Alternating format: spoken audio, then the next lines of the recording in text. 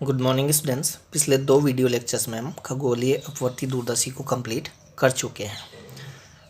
इस video lecture में हम देखेंगे कि अपवर्ती दूरदर्शी से बने प्रतिबिंब में कौन से दोष उत्पन्न होते हैं। तो यहाँ हम 2 दोषों की बात करके चलेंगे। खगोलीय अपवर्ती दूरदर्शी से बने प्रतिबिंब में, या यूँ बोल लीजिए अपवर्ती दूरदर्शी से बने प्रतिबिंब में ये 2 दोष उत्पन्न होते हैं। एक दोष वर्ण विपतन का दोष जो कि अपवर्तन से लिंक्ड होता है। दूसरा दोष गोलीय विपतन का दोष जो कि लेंस की गोलाई से लिंक्ड होता है, लेंस के गोलीय शेप से लिंक्ड होता है। तो देखिए, पहले हम वर्ण विपतन की बात करते हैं। वर्ण विपतन वाला दोष देखने से पहले आपके माइंड में प्रिज्म द्वारा वर्ण विक्षेपण वाला टॉपिक आ जाना चाहिए। प्रिज्म वाला जो टॉपिक हमने देखा था, जिसमें हमने प्रिज्म द्वारा वर्ण विक्षेपण की बात की थी, उसने हमने बताया था कि प्रिज्म का जो पदार्थ है, प्रिज्म का पदार्थ क्या है? कांच अलग अलग वर्णों के लिए अलग अलग अपवर्तनांक प्रदर्शित करता है। तो जैसे ही प्रकाश की किरण, श्वेत प्रकाश की कोई किरण प्रिज्म में प्रवेश करती है तो प्रिज्म उसको 7 वर्णों में विभक्त कर देता है। 7 वर्णों में विभक्त कर देता है। इट मीन्स अलग अलग वर्णों के पथ को वो अलग अलग कर देता है। पथ अलग अलग हो गए उसके। तो यहाँ भी हम वही बात बताने जा रहे हैं कि लेंस, कौन सा लेंस? अभिदृश्यक लेंस। अभिदृश्यक लेंस में दूरस्थ वस्तु से आने वाली श्वेत प्रकाश किरणें जब प्रवेश करेगी, श्वेत प्रकाश किरणें क्यों बोल रहे हैं? क्योंकि सूर्य के प्रकाश की उपस्थिति में हम जब वस्तु को देखेंगे, किसी दूरस्थ वस्तु को हम सूर्य के प्रकाश की उपस्थिति में देख रहे हैं, तो सूर्य का प्रकाश श्वेत प्रकाश ही होता है। तो श्वेत प्रकाश जब उस दूरस्थ वस्तु से आकर इस अभिदृश्यक लेंस में प्रवेश करेगा, तो जैसे ही ये यहाँ पर अभिदृश्यक लेंस में प्रवेश करेगा इस वाले पृष्ठ पर, ये तो 2 ही किरणें मैंने बता रखी है, 2 ही किरणें नहीं होगी, बहुत सारी किरणें होगी। इस पूरे पृष्ठ पर ही दूरस्थ वस्तु से आने वाली प्रकाश किरणें आपतित होगी और लेंस में प्रवेश करेगी। तो इस वाले पृष्ठ से जैसे ही श्वेत प्रकाश अंदर प्रविष्ट होगा इस लेंस के भीतर, तो लेंस के भीतर माध्यम क्या है? पदार्थ क्या है? कांच है। तो कांच अलग अलग वर्णों के लिए, अलग अलग तरंगदैर्ध्यों के लिए अलग अलग अपवर्तनांक प्रदर्शित करता है। अब श्वेत प्रकाश है तो श्वेत प्रकाश को मोटे तौर पर हम 7 वर्णों से मिलकर बना हुआ मानते हैं। तो 7 वर्णों के लिए ये कांच जो है, ये जो लेंस है, इस लेंस का जो पदार्थ है कांच, वो अलग अलग अपवर्तनांक प्रदर्शित करेगा। इट मीन्स 7 वर्णों को वो अलग अलग कोणों से विचलित कर देगा, उनके पथ अलग अलग कर देगा। तो पथ अलग अलग कर देगा, इसका मीनिंग ये हुआ कि जैसे प्रिज्म में अंदर प्रवेश करते ही प्रकाश 7 वर्णों में विभक्त हो जाता था, वैसे ही यहाँ पर भी ये प्रकाश किरण 7 वर्णों के प्रकाश में विभक्त हो जाएगी और ये भी 7 वर्णों में। ऐसे ही यहाँ पर जितनी भी प्रकाश किरणें आपतित होगी वो सब 7 वर्णों में विभक्त हो जाएगी। तो इस तरीके से इधर जो प्रकाश निकलेंगे वो भी 7 वर्ण निकलेंगे। ये जो इमेज बनेगी ये रंगीन बनेगी, ये प्रतिबिंब रंगीन बनेगा। मान लीजिए ये वस्तु जो है वो ब्लैक एंड वाइट है, तो ब्लैक एंड वाइट वस्तु को भी जब हम सूर्य के प्रकाश की उपस्थिति में देखेंगे दूरदर्शी की सहायता से, तो वर्ण विपतन के कारण, वर्ण विपतन का मतलब क्या हुआ? अलग अलग वर्णों का पथ अलग अलग हो जाना। क्यों हुआ? क्योंकि कांच अलग अलग वर्णों के लिए अलग अलग अपवर्तनांक प्रदर्शित करता है। ये हमने कोची रिलेशन से बताया भी था प्रिज्म वाले टॉपिक में, वर्ण विपतन परिक्षेपण वाले टॉपिक में, वर्ण विक्षेपण वाले टॉपिक में बताया भी था। तो वर्ण विक्षेपण से ही लिंक्ड टॉपिक है कौन? वर्ण विपतन। तो वर्ण विक्षेपण के कारण ही वर्ण विपतन हो रहा है, अलग अलग वर्णों का पथ अलग अलग हो जाएगा, जिससे ब्लैक एंड वाइट ऑब्जेक्ट की इमेज कलर्ड बनेगी, कलर्ड इमेज बनेगी। क्लियर बात? तो ब्लैक एंड वाइट है ऑब्जेक्ट, तो वो ब्लैक एंड वाइट ही दिखेगा, तभी तो हम बोलेंगे कि सही इमेज बनी है। ब्लैक एंड वाइट है वो, और वो कलर्ड हमें दिखाई दे रही है, तो इट मीन्स दोष उत्पन्न हो गया है उसमें, जो जैसा है वैसा दिखना चाहिए। तो यही दोष है वर्ण विपतन का दोष। अब ये दोष अभी मैंने बताया कि इसका लिंक जो है वो अपवर्तन से है, क्योंकि एक ही माध्यम, कांच माध्यम अलग अलग वर्णों के लिए अलग अलग अपवर्तनांक प्रदर्शित करता है। तो अलग अलग वर्ण जब अपवर्तित होंगे यहाँ कांच के भीतर प्रवेश के क्षण, तो उस समय उनके पथ अलग अलग हो जाएंगे, वो 7 वर्णों में विभक्त हो जाएगी। कौन? ये श्वेत प्रकाश किरण। क्लियर बात। तो अपवर्तन में ही ऐसा होगा, परावर्तन में ऐसा नहीं होगा। परावर्तन में तो प्रकाश किरण आती है, टकराती है और बिना अंदर प्रवेश किए ही पृष्ठ से ही टकरा कर लौट जाती है। क्लियर बात।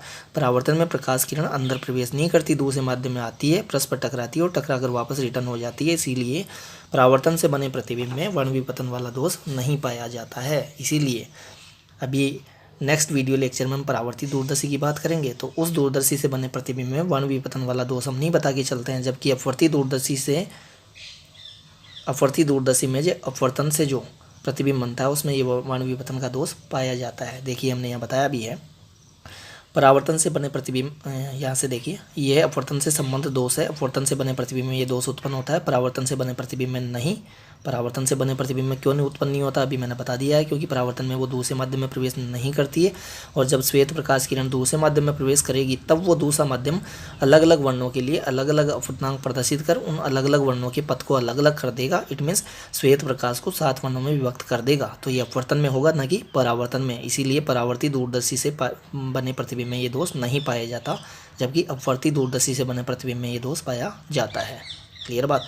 इस दोष के कारण सूर्य के श्वेत प्रकाश की उपस्थिति में अपवर्ती दूरदर्शी से देखी गई ब्लैक एंड व्हाइट वस्तु रंगीन दिखलाई पड़ती है। कारण हमने बता दिया है, कारण वही था जो कि हमने कहाँ बताया था,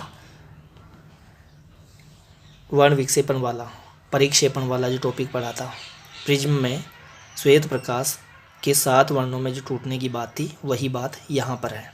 यहाँ लेंस में भी श्वेत प्रकाश किरण 7 वर्णों में विभक्त हो जाती है। क्यों विभक्त हो जाती है पूरा यहाँ लिख रखा है, ये बातें ऐसी हम कर चुके हैं वर्ण विक्षेपण वाले टॉपिक में, परिक्षेपण वाले टॉपिक।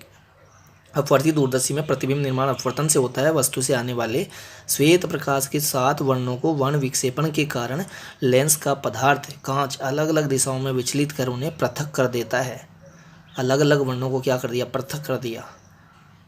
श्वेत प्रकाश किरण को 7 वर्णों में विभक्त कर दिया, जिसके कारण वस्तु का रंगीन प्रतिबिंब बनता है। कांच अलग, यहाँ देखिए कांच अलग अलग वर्णों तरंगदैर्ध्यों के लिए अलग अलग अपवर्तनांक प्रदर्शित कर उन्हें अलग अलग कोणों पर विचलित कर उन्हें पृथक पृथक पद प्रदान करता है। इट मीन्स श्वेत प्रकाश को वो 7 वर्णों में विभक्त कर देता है।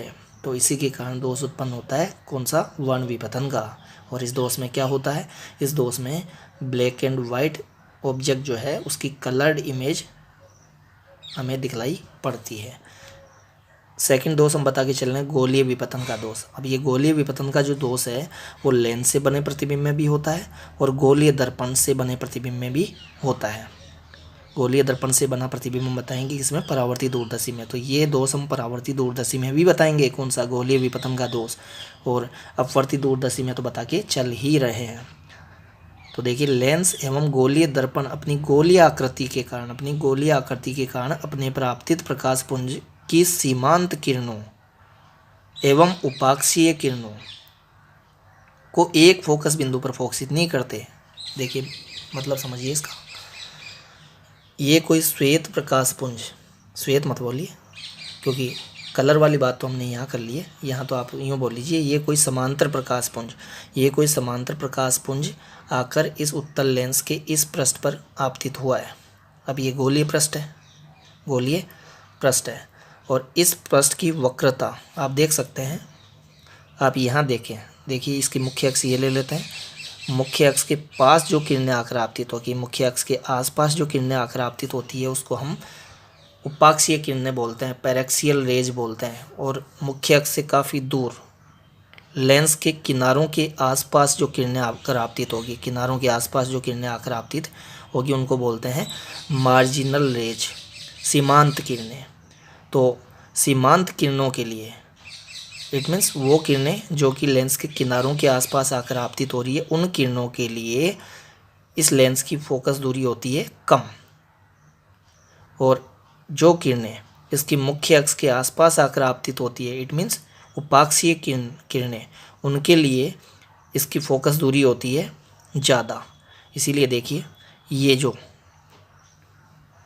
मुख्य अक्ष के आसपास किरणें आकर आपतित हो रही है, समांतर प्रकाश किरणों को ये अपने द्वितीय फोकस बिंदु से गुजारेगा। तो इसका इन प्रकाश किरणों के लिए फोकस ये है, जबकि इन प्रकाश किरणों के लिए हमने फोकस ये बताया है।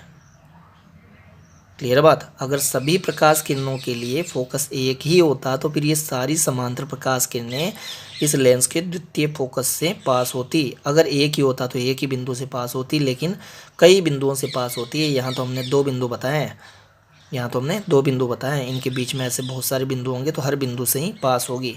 तो बिंदु वस्तु रखी हो कोई इधर, पॉइंट साइज्ड ऑब्जेक्ट हो कोई इधर, तो पॉइंट साइज्ड ऑब्जेक्ट से जो प्रकाश पुंज आकर यहाँ पर इस वाले पृष्ठ पर आपतित होगा, तो ये वाला जो पृष्ठ है वो सीमांत किरणों के लिए इस वाले पृष्ठ की फोकस दूरी कम होगी और उपाक्षीय किरणों के लिए ज़्यादा होगी। तो सारी किरणें एक बिंदु पर फोकसित नहीं हो पाएगी, वो अलग अलग बिंदुओं पर अलग अलग फोकस बिंदुओं के पर फोकसित होगी। तो बिंदु वस्तु का प्रतिबिंब बिंदुवत न बनकर धुंधले फैलावदार धब्बे के रूप में बनेगा। देखिए इतनी दूरी में इमेज बनेगी, पॉइंट साइज्ड इमेज नहीं बनेगी। किसके लिए? पॉइंट साइज्ड ऑब्जेक्ट के लिए। क्यों? क्योंकि इधर वाली प्रकाश किरणों के लिए, सीमांत प्रकाश किरणों के लिए इसकी फोकस दूरी कम है। फोकस दूरी कम क्यों है? क्योंकि यहाँ देखिए आप इसको, इस वाले पृष्ठ को देखिए, आप नोटिस कर रहे होंगे कि ये वाला जो पार्ट है हमें सीधा सा ही दिख रहा है। इट मीन्स यहाँ पर वक्रता थोड़ी कम है। मुख्य अक्ष के आसपास जो किरणें आकर आपतित होती है उनके लिए इसकी वक्रता कम है, तो वक्रता त्रिज्या ज़्यादा होगी। इट मीन्स फोकस दूरी ज़्यादा होगी। वक्रता की हम पहले भी बात कर चुके हैं, नेत्र दोषों में हमने बात की थी कि वक्रता ज़्यादा होने का मतलब है वक्रता त्रिज्या कम, फोकस दूरी कम, और वक्रता कम होने का मतलब है वक्रता त्रिज्या ज़्यादा, फोकस दूरी ज़्यादा। व्युत्क्रमानुपाती होती है, सीधी सी बात यह है, फोकस दूरी वक्रता की व्युत्क्रमानुपाती होती है। यहाँ पर वक्रता किसको बोलते हैं? घुमाव को, राउंड को। यहाँ देखिए राउंड नहीं लग रहा है, एक तरीके से सीधा सा ही दिख रहा है, हमें स्ट्रेट सा ही दिख रहा है। तो यहाँ वक्रता कम है तो यहाँ वाली किरणों के लिए, जो किरणें मुख्य अक्ष के आसपास आकर आपतित होगी, उनके लिए इसकी फोकस दूरी ज़्यादा होगी। फोकस दूरी ज़्यादा होगी तो ये समांतर प्रकाश किरणें हैं, तो इस बिंदु पर आकर ये फोकसित हुई है, इस बिंदु से गुजरी है। क्लियर बात। लेकिन जो प्रकाश किरणें दूर है, देखिए इनके लिए यहाँ पर घुमाव थोड़ा हमें लगता हुआ दिख रहा है, यहाँ राउंड दिख रहा है। तो ये जो प्रकाश किरणें जो यहाँ इसके किनारों के आसपास आकर आपतित होगी, उनके लिए यहाँ वक्रता ज़्यादा है, तो फोकस दूरी कम है। तो देखिए ये थोड़ा लेंस के पास से गुजरी है। सीमांत किरणों के लिए फोकस कुछ और है, कोई और बिंदु है, और उपाक्षीय किरणों के लिए फोकस कोई और बिंदु है। तो इस तरीके से अलग अलग किरणों के लिए फोकस बिंदु अलग अलग होता है। तो ये सारी समांतर प्रकाश किरणें एक ही फोकस बिंदु पर फोकसित नहीं हो पाती है, इसीलिए पॉइंट साइज्ड ऑब्जेक्ट की इमेज जो है वो पॉइंट साइज नहीं मिलती, धुंधले फैलावदार धब्बे के रूप में प्राप्त होती है। तो ये वाला जो दोष है वो लेंस की गोलाई के कारण है। अब ये गोलाई गोलीय दर्पण में भी होती है, तो गोलीय दर्पण से बने प्रतिबिंब में भी ये दोष होता है।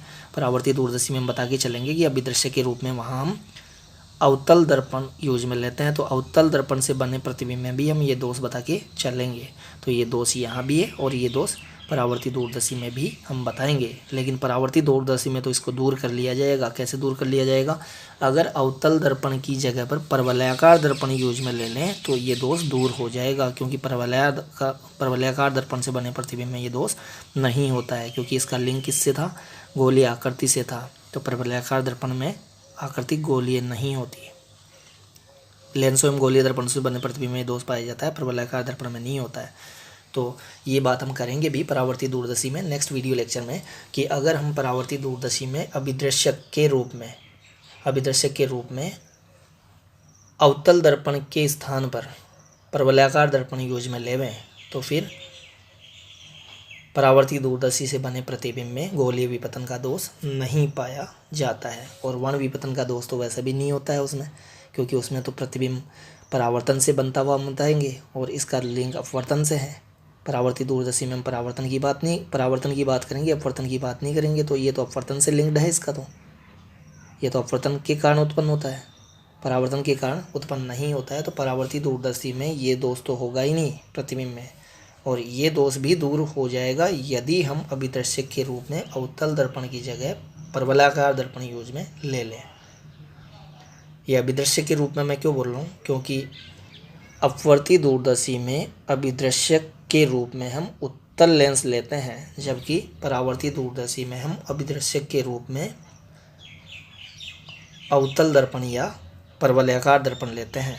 अब अगर आपने अवतल दर्पण यूज में ले लिया अभिदर्शक के रूप में तो गोलीय विपतन का दोष वहाँ भी होगा, ये तो होगा ही नहीं, वहाँ ये वाला दोष तो नहीं होगा, लेकिन ये होगा अगर आप अभिदर्शक के रूप में अवतल दर्पण यूज में लेते हैं। लेकिन अगर आपने अभिदर्शक के रूप में अवतल दर्पण के स्थान पर परवलयाकार दर्पण यूज में ले लिया तो गोलीय विपतन का दोष परावर्ती दूरदर्शी से बने प्रतिबिंब में नहीं पाया जाएगा। तो वहाँ ये बातें हम फिर से एक बार और करेंगे और अपवर्ती दूरदर्शी की परावर्ती दूरदर्शी के साथ तुलना करेंगे तो आपको अपवर्ती दूरदर्शी के और दोष समझ में आ जाएंगे। यहाँ तो मैंने इसके 2 दोषों की बात की है, वन विपतन की बात की है और गोलीय विपतन की बात की है। इसमें मैंने बताया कि किसी ब्लैक एंड वाइट ऑब्जेक्ट की इमेज कलर्ड इमेज बनती है, और इसमें मैंने बताया कि पॉइंट साइज्ड ऑब्जेक्ट की इमेज पॉइंट साइज नहीं बनती, एक धब्बे के रूप में, धुंधले धब्बे के रूप में मिलती है। ये पॉइंट साइज्ड होगा तो ये नॉन पॉइंट साइज्ड होगा, धब्बादार होगा, धब्बेदार होगा, थोड़े फैलाव में बनेगा ये। क्यों? क्योंकि अलग अलग किरणों के लिए फोकस बिंदु अलग अलग है। क्यों? क्योंकि यहाँ हम वक्रता, यहाँ वाली किरणों के लिए वक्रता हम ज़्यादा बता के चल रहे हैं, वक्रता ज़्यादा तो फोकस दूरी कम, और यहाँ वाली किरणों के लिए, उपाक्षीय किरणों के लिए वक्रता कम बता के चल रहे हैं तो फोकस दूरी ज़्यादा। फोकस दूरी वक्रता के व्युत्क्रमानुपाती होती है। मैं वक्रता त्रिज्या नहीं बोल रहा, वक्रता बोल रहा हूँ। वक्रता को आप समझ लीजिए एक बार।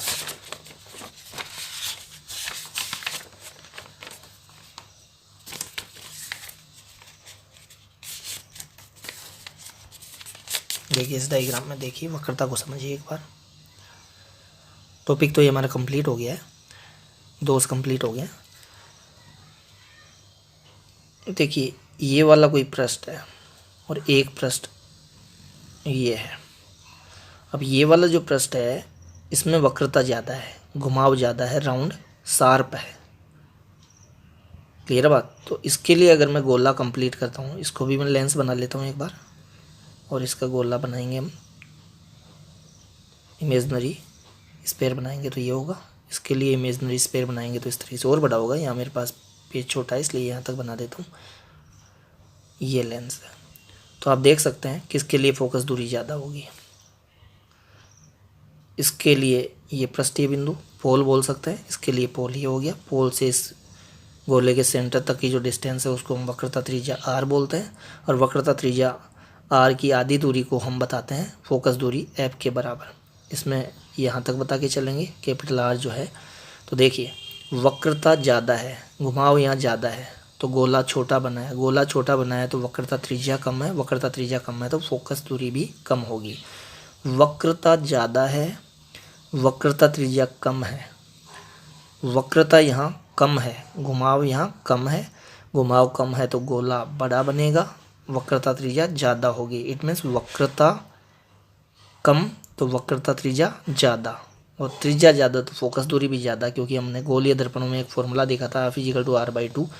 तो यही हम मान कर सकते हैं किसके लिए, लेंस के लिए। तो F = R/2 से हम देख सकते हैं कि R ज़्यादा होगा तो F भी ज़्यादा होगा। तो वक्रता ज़्यादा है तो R कम है और F भी कम है। क्लियर बात? तो वक्रता ज़्यादा कहाँ बता के चल रहे हैं हम, वक्रता ज़्यादा हम यहाँ के लिए बता के चल रहे हैं, किनारों पर वक्रता ज़्यादा बता के चल रहे हैं, तो किनारों पर फोकस दूरी कम होगी। किनारों वाली किरणों के लिए फोकस दूरी कम होगी, तो फोकस दूरी कम ही बताइए। देखिए पहले ही इंटरसेक्ट करवा दिया है, जबकि वक्रता हम कम कहाँ बता के चल रहे हैं, वक्रता हम कम बता के चल रहे हैं यहाँ उपाक्षीय किरणों के लिए। तो वक्रता कम होती है तब वक्रता त्रिज्या ज़्यादा और फोकस दूरी भी ज़्यादा, तो वक्रता कम यहाँ पर है। तो इस वाले पार्ट के लिए हम फोकस दूरी ज़्यादा बता के चलेंगे। तो ज़्यादा बता के चलेंगे तो यहाँ मुख्य अक्ष के आसपास जो किरणें आकर आपतित होगी उनके लिए फोकस जो होगा वो दूर होगा, जबकि सीमांत किरणों के लिए फोकस अपेक्षाकृत पास होगा। क्लियर बात? तो सीमांत किरणें किसी और बिंदु पर फोकसित होगी, उपाक्षीय किरणें किसी और बिंदु पर फोकसित होगी। तो इस तरीके से एक ही बिंदु वस्तु से आने वाली सभी प्रकाश किरणें एक बिंदु पर फोकसित होकर बिंदु प्रतिबिंब नहीं बना पाएगी, बिंदु प्रतिबिंब नहीं बना पाएगी। उस बिंदु वस्तु के लिए बिंदु प्रतिबिंब की बजाय धब्बे के रूप में थोड़ा सा फैलावदार बड़ा प्रतिबिंब बनेगा।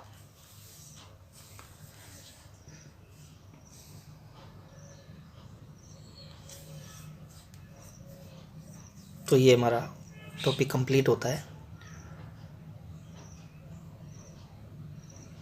प्रकाशिकी यंत्र में अब जो प्रकाशिकी यंत्र बचा है वो परावर्ती दूरदर्शी है, जिसकी नेक्स्ट वीडियो लेक्चर में हम बात करेंगे। अब तक हम क्या देख चुके हैं प्रकाशिकी यंत्रों में?